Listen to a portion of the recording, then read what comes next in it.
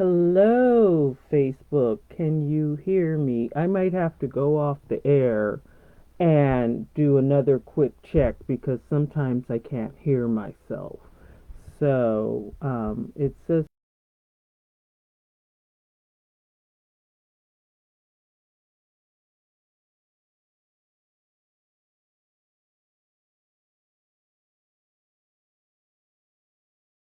live, but I'm just gonna continue on and try to do the best I can. Anyway, I wanted to connect with you, and one thing that I noticed this week is that Facebook unpublished this one page that I had. It was called Kaiser Permanente Northwest Employee News.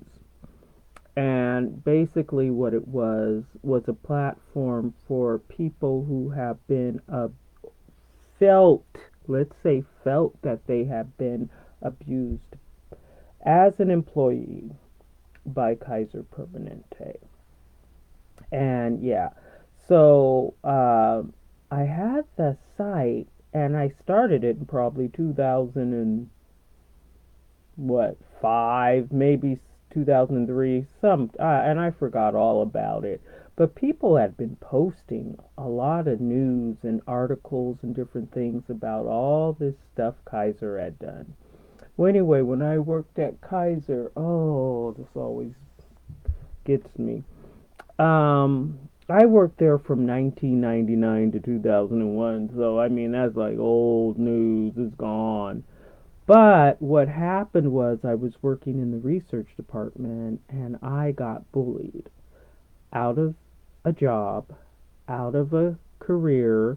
When I had got hired there, when I was hired there, I said, okay, I'm not going to be going back and forth to Europe anymore. I'm just going to go ahead and work and retire here and raise my family and blah, blah, blah. Well, when I got there, I was hired in a department that was so unorganized, and they didn't even have workspaces for us when we went to work there. So we report for work. We didn't have desks. We didn't have cubicles. We didn't have computers. They didn't have anything for us. Okay, so we had to just kind of sit in the conference room. And so then there was one girl, she had a 2 year old little girl, and I actually was expecting my daughter at the time. And I didn't really want to go too much into that, but I was there to work. Well, anyway, oh my goodness, the people were some of the people in the department were really nice and really friendly and stuff, but unfortunately, this lead investigator was just, you know what I mean? Like, we both had children born within weeks of each other, and you know what he did? He made sure his children had food on the table and clothes on their back, but he said that I wasn't. He says, I'm going to have what I need to have, and she's got to go. And I tell you, I said, this person does not like me, does not want to work with me, does not appreciate me, does not believe me. I was the only person on the team who had to come up with their college transcripts. I was the only person on the team with a master's degree. And so I had to come up with my transcripts, right? I got my master's in 1997. Okay? But at that time, I had only had it for 2 years. But still, I mean, I did the work. I went to Portland State University, and a lot of people in my program were going to Lewis and Clark, but Lewis and Clark wasn't accredited or something like that.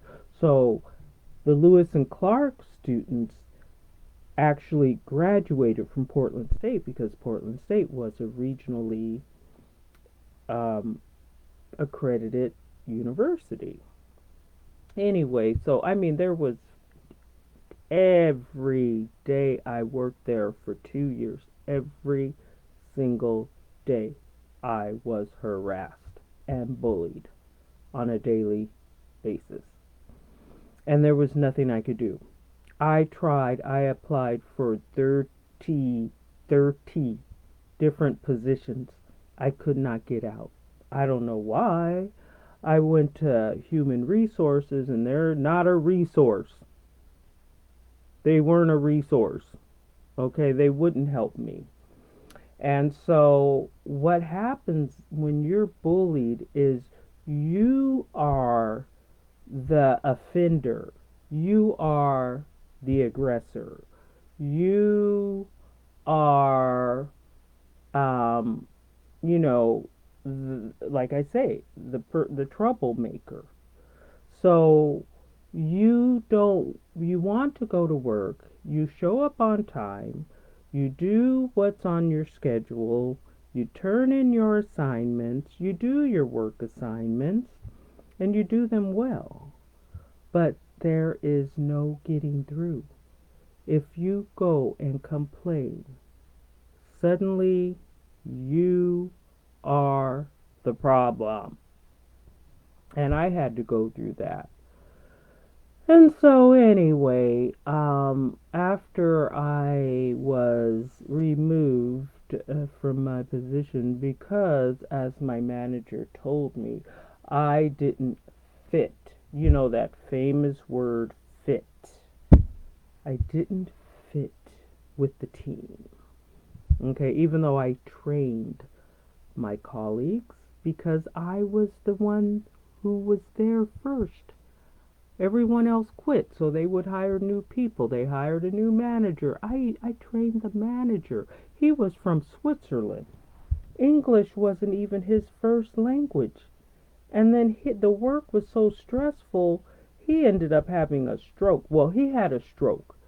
I can't say that it was work related, but I wouldn't be surprised because that they were giving you a lot of work. And then he wasn't from within the company. He was from an outside corporation. So how are you going to hire a manager? And companies are doing this all the time. And I don't know. I have a doctorate in business administration. And I'm not saying I'm an expert on every aspect of business, but I really feel that managers should ideally be people who are internal applicants because they started, let's say, we won't, I could kind of compare it to starting in the mailroom and working your way up because you want to start with a company and you already understand the culture and then you've worked several positions. But when you are someone, because they wouldn't hire me, they wouldn't even consider that hiring me because they had labeled me as incompetent and stupid and dumb. And every day I had to contend with that. I mean, they would laugh at me, laugh at my hair, because sometimes I would do different hairstyles. And one day I did this one hairstyle and I put a whole bunch of barrettes, a bunch of clear barrettes and braids, little twisties, and I had all these like kind of like Venus Williams. I guess it is funny. But you know what? They really shouldn't have been laughing. And reprimanded for anything and everything. I mean, someone accused me of leaving the lights on in the office before I left, and this place is lit. I mean, hospitals are lit. This was a clinic. These places are lit 24/7, and I don't think that I left it on. I think that the janitors turned on the lights when they came to clean, and maybe they forgot to turn the light on. I don't know. Maybe I did leave the lights on. But is that something to reprimand a person for? You know? It had nothing to, they also reprimanded me for leaving my computer when the computer, you have these screensavers, so the screensaver came on. And this is back in the late 90s. So, you're still getting used to how computers work and stuff. And so maybe I got up and I left without logging off. But the screensaver came on. Well, I got reprimanded for that. Then I created a dummy report of a fictional patient and a fictional case. It was all phony. Some girl, what's that girl's name? Megan. I'll never forget because I see her at Whole Foods and everything, even now. And she didn't even work in the department. And she went and reported me. And they were going to reprimand me and give me a warning for leaving a report face up on my desk in um, a secure workspace. The only people who worked in this area were Kaiser employees. The public was not allowed in this particular building, in this, department. And so their reprimand, I said, this is not even a real person. It's a template that I use. So when I'm writing up my reports, I just use the template. And that's all that was. Every day. And then somebody did, it was, you know, and it's been 20 years. 20 years. Over 20 years. I still have nightmares. I still have nightmares about Kaiser working there and these people, these bullies. That's how much of a bully. And it wasn't just one person, it's like a team, a conglomerate of people who are just throwing obstacles at you. A new manager started, and she was an anthropologist. That's one thing I remember. And all I did was send her an email and said, "Oh, hi, welcome. I'd like to talk to you. I have some issues going on that I was hoping we could," because she was like a manager, like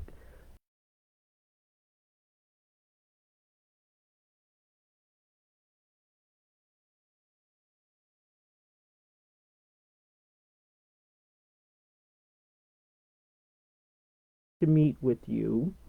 And any concerns that you have, please direct them to your immediate supervisor. And the immediate supervisor was one of the bullies.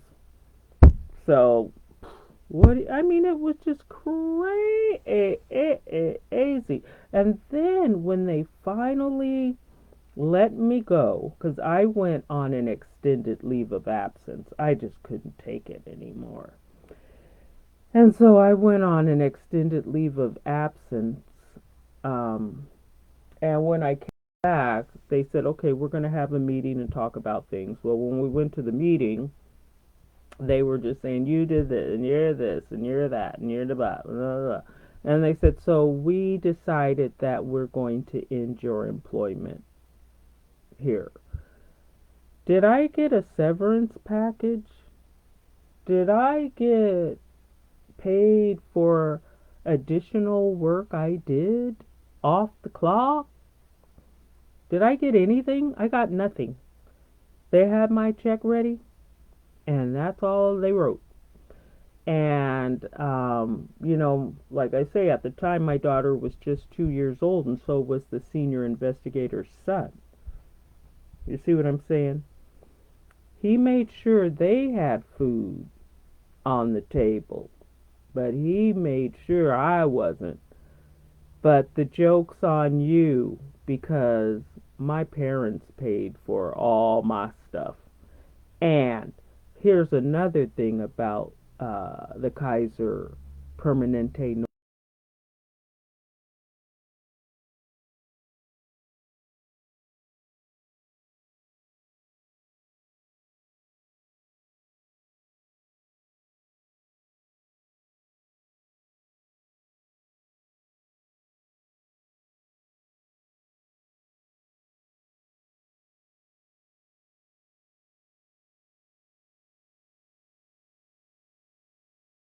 poor whites and blacks, or blacks and poor whites. And I looked around. I was looking around. I said, what kind of relationship do black people have to poor whites? My parents sent me to school in France. Okay? Je parle français. J'ai étudié en français. Je parle aussi l'italien. Parlo anche italiano. Ho studiato anche in Italia. You know what I'm saying? And I'm like, uh, my parents put us four kids through college. Okay? So I won't say everybody finished. But we never had want for anything. Yeah, we grew up in the hood because in Oregon, that's just how it is. They have certain rules for black people, and that's just how it goes. But how are you going to say they in there? That's how that was the mentality that black people were on the same level as poor whites. So shall I say more? Shall I say more? And then they come up with this deal with, I see on LinkedIn and all this. Oh, diversity coordinator, equity, diversity, and inclusion. Yeah. Now, I remember once we were supposed to have a training, an EDI training of equity, diversity. It goes diversity, equity, diversity, inclusion, blah, blah, blah, whatever. We're all American citizens. We don't need that. We don't need it at all in the first place. But anyway, when I lived in Europe, okay, maybe I had to learn EDI because I wasn't raised in Europe. So, I mean, I started living there from the age of 19, but still I wasn't raised there, so I don't understand every aspect of their culture, and that would benefit me. But in the United States, American people do not need to be taught how to work together. You see where this mentality, this liberal, it's a liberal mentality, and all of these people, all the gentrification people, all that stuff, liberals. And all the people, all those bullies and stuff, they were all liberals. And then the people I tried to go to see if they could help me, the organizations, I'm not going to name them, but you can guess who. I went to one of the senators. He didn't have time for me. He told me to get a lawyer. Well, of course I had a lawyer. Oh, man. Okay, well, anyway, I'm just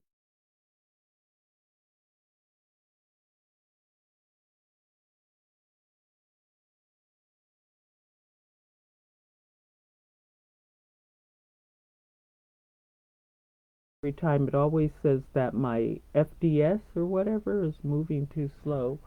But one of my friends, she dragged me to a what do you call it, like a job fair or something like that. And uh, Kaiser was there, and they were saying, "Hey, why don't you come apply here?" I said, "I used to work for Kaiser, and they fired me." And I know I said I was bullied out of Kaiser, and after filing a discrimination lawsuit, they told me I could never work there or apply for jobs there again ever. So I don't know if how you don't consider that this racial discrimination, systemic racial discrimination. I couldn't imagine anything else. I mean, I got no due process. Kaiser spent over $100,000 when I filed my. I don't know. I don't have the records. I don't have. Show me the receipts. Show me the receipts. I'm just speculating based on the fact that they had about 6 lawyers working against me on my case when I filed a discrimination lawsuit against them. So they had at least, well, they had two main lawyers and then they had these other ones. Then come to find out, my attorney was pretty much in cahoots. I mean, all the attorneys, they all go out to lunch and drinks and clubbing and stuff together anyway. So all the lawyers, they're, you know how that goes. So anyway, that was my experience with Kaiser, and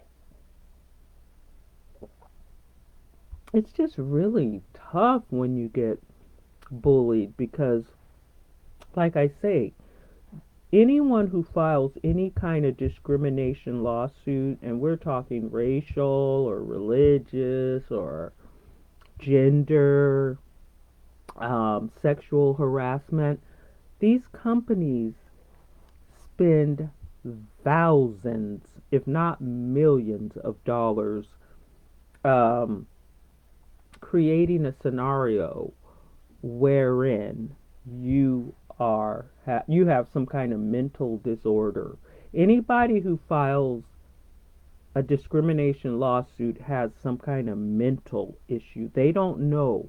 They don't understand that they're not being, but they are being, people know when they're being discriminated against. Give me a break. But what they do is by the time you're done, you're the villain. You are the villain. They're the good guy, you're the bad guy. And, you know, I can't do anything against Kaiser. It's a huge, I spent about $6,000 trying to fight. And finally, I just couldn't do it. I mean, even the court system, everything, they lost my filing papers. They lost the papers I filed, my complaints. Finally, somebody found them. At After my case was dismissed, I contacted Multnomah County to find out, and they said, "Oh, we found your filing. It was under some papers." And so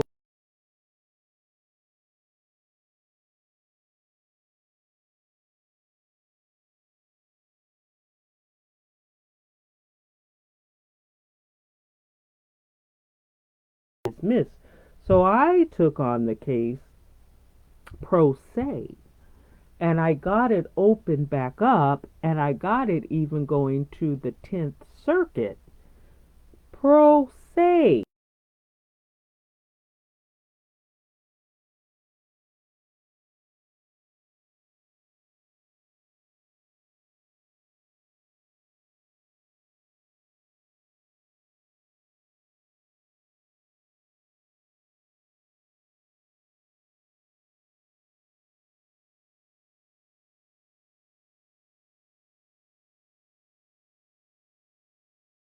Person, and they have all their cronies and their cliques and all that going against you, and even people on the clique can be of your race or your gender or your religion or your ethnicity or whatever you want to call it.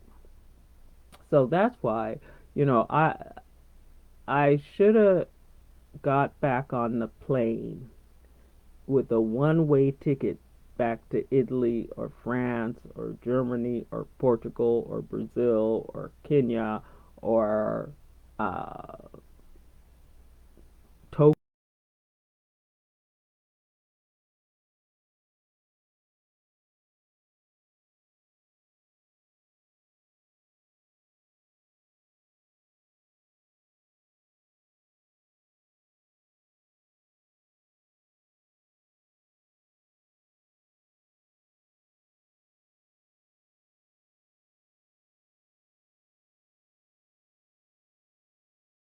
I've even been all around the country. I never had a problem in Jackson, Mississippi compared to Portland, Oregon. Yeah, nobody's holding a gun up against my head saying I need to live here, but this is where I'm from. Now, I have a lot of family in Mississippi, and I have wonderful memories of Mississippi, and I like Mississippi a lot. The last time I was there was, I think, 2013 or 2014. And Jackson, Mississippi is my favorite city in the whole United States. Mhm. So now, we're kind of stuck. But anyway, what happened at Kaiser eventually, I lost everything. I lost my whole career. I'm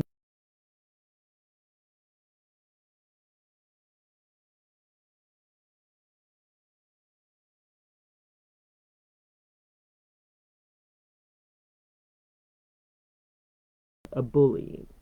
And whenever I apply, I just had a bullying situation in 2019, and it crushes you so much. What it does to your self-esteem and confidence as a professional, you know, it takes everything. And if any of these bullies ever had to have a taste of their own medicine, they wouldn't make it a week. They wouldn't make it a week. You see what I'm saying? They could dish it out, but they can't take it. So now, 20 years later, I have my doctorate degree and everything, but now, I'm kind of at an age where no one wants to deal too much with people. And I guess you don't have to uh, state your age. And I think I keep myself together pretty good. But at the same time, I'm not an Oregonian. I'm an Oregonian. I was born in Portland, Oregon, but I'm not the kind of person who like companies seem to like too much because, I got to keep it on the down low that I have a doctorate. I have to keep it on the down low that I used to live in Europe. I have to keep it on the down low that I'm multilingual. You got to keep all that stuff on the down low. I like to dress. I love fashion. You got to watch out for that because I could dress. I could come to work looking like I'm on the red carpet. And I like it. It's fun. But then people think you're so great and so wonderful, and you're wearing the designer clothes, and you're doing this, and you got this kind of car, blah, blah, blah, blah. And it's just ridiculous, you know. But you can't move around. And then I'm what I guess they call an anti vaxxer. Um, I have a and religious conditions health and religious conditions that are worthy of that warrant exemption. And so I'm just really into preventive health, and I've always been in.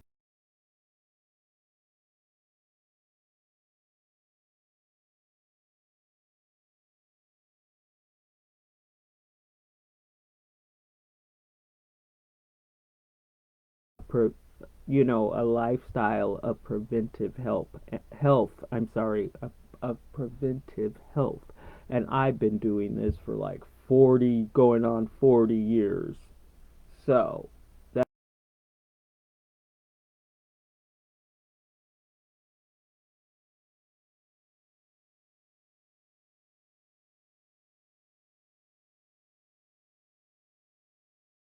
anyway, I have just been so long winded. I am venting. Oh, but guess what? Okay, so enough with Kaiser, all right? Enough with Kaiser. Sorry, I stutter. Sorry. Um, I have, I have some friends who have given me some topics and some really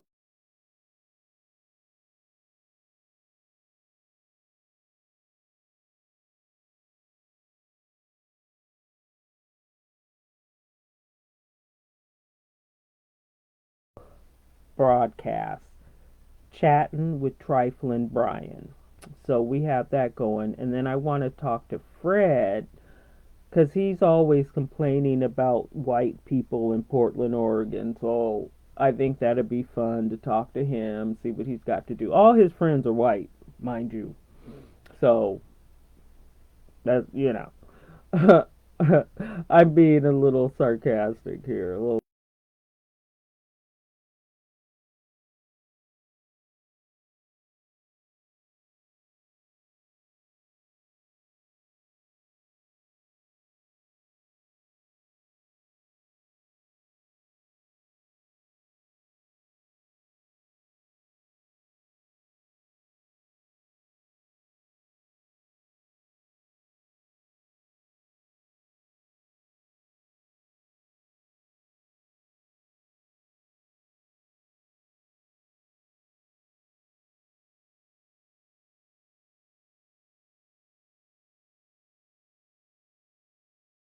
Aging parent, do you put them in a nursing home? Do you spend the big bucks in assisted living, you know, community, or that, because there's so many things that could happen, like the state could take their property if you put them in a nursing home. If you're not private pay, you gotta really be private pay. And so there, I want to talk about things that really affect society.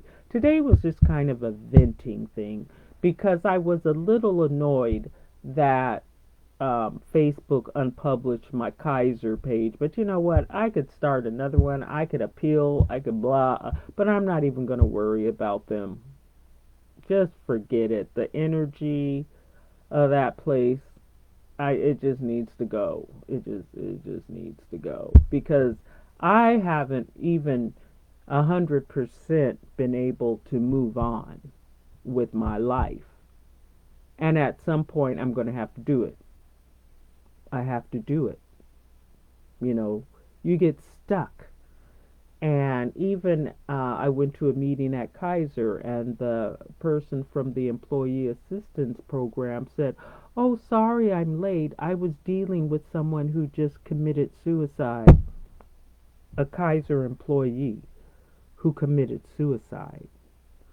So, at some point you just have to drop it and say, you know what, they won, I lost. Let's get yourself in gear and try to find a place that can improve your condition and complement your uh, your skills and abilities and allow you to blossom and shine. And that's it. So, okay, well, I'm going to leave it there. And I don't even know if I have sound. Ah, but that's okay. I do two takes usually anyway. But I kind of went on a long time. And I've got to finish making my rolls. And I've got a Cornish game hen that I have cut in half, and it's all seasoned and shaken up, and it needs to be fried. And then I also made some bread rolls, and they're rising, so I need to go knock them down and kind of put some. I don't eat dairy or eggs or anything, but I'm gonna put like the margarine, and you do that, and then you do that, and you fold it, and it turns out like croissants. So I'm gonna do that, and dinner should be ready between midnight and 1 a.m. Yeah, I eat pretty late. I eat between 10 p.m. and midnight usually, but dinner's going to be a little late tonight. So, anyway, nice getting back together. Let's get back on track and keep in touch and comment and follow and subscribe and donate and be well. Most important, be well. Okay, well, let me see if I can get back on here and check on out. Okay, everybody. See ya. Ciao, ciao. See ya. Bye bye.